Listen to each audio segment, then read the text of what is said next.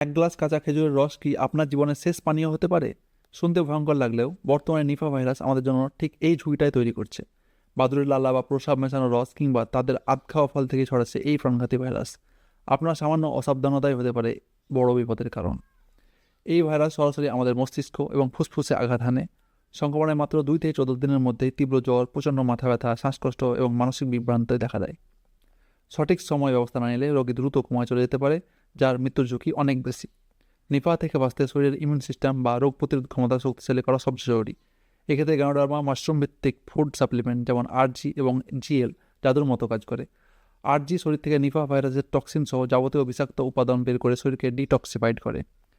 GL শরীরের কোষগুলিকে পুনরুজ্জীবিত করে এবং ইমিউনিটি অনেক গুণে বাড়িয়ে দেয়। সাথে সুপারফুড স্পাইরুলিনের রক্ত সঞ্চালন ঠিক রাখে এবং শরীরের প্রয়োজনীয় পুষ্টির অভাব পূরণ করে ভাইরাসের বিরুদ্ধে লড়াই করতে শক্তি যোগায়।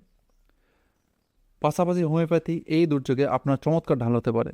প্রতিরোধ গড়ে তুলতে আর্সেনিক অ্যালব বা অ্যাকোনাইট এবং লক্ষণভেদে জিলসেমিয়াম বেশ কার্যকর। তবে সংক্রমণ গভীর হলে অভিজ্ঞ চিকিৎসকের পরামর্শে বেরোডোনা, লেবোরাস এই টাইপের গভীর কার্যকরী হোমিওপ্যাথিক মেডিসিনগুলি ইউজ করতে পারেন।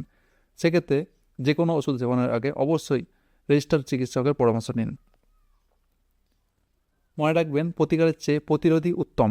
কাঁচা রস খাওয়া থেকে বিরত থাকুন এবং ভিডিওটি শেয়ার করে আপনাদের প্রিয়জনদের আজই সচেতন করুন।